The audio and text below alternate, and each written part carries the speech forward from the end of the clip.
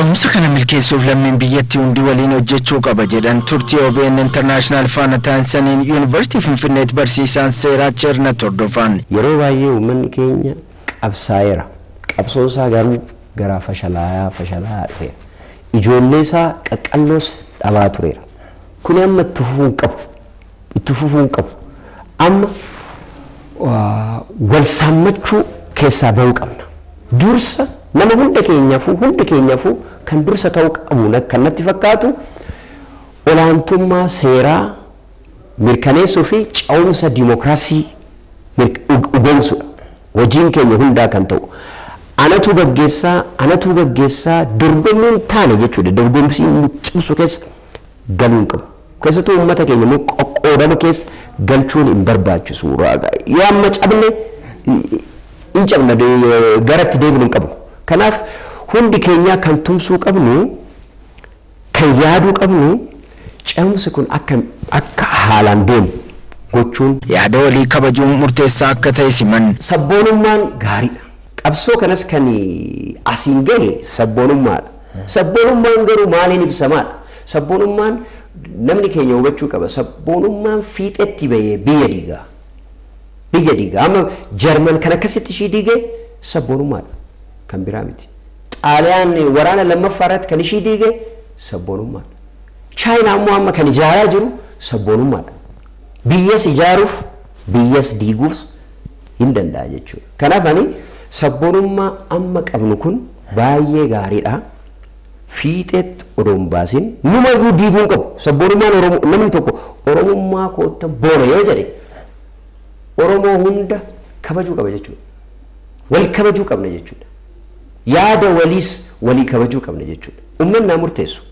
Yaada waliis walii kabajuu akka namaattis kabajuu qabna. Akka gareettis wal kabajuu qabna. Kana yoo ta'uu baate isaaniif nuyi kan jedhutti dhufna jechuudha. Isaaniif nuyi sun waan nu godhe beekna. Isaaniif nuyi sun nuun ta'u. Amma yaada biyya kana rakkoo kana keessaa amma gidiraa dinagdee jiru keessaa mirgi dhala namaa amma warra yeroo wayyaanee salphatan maal gooneef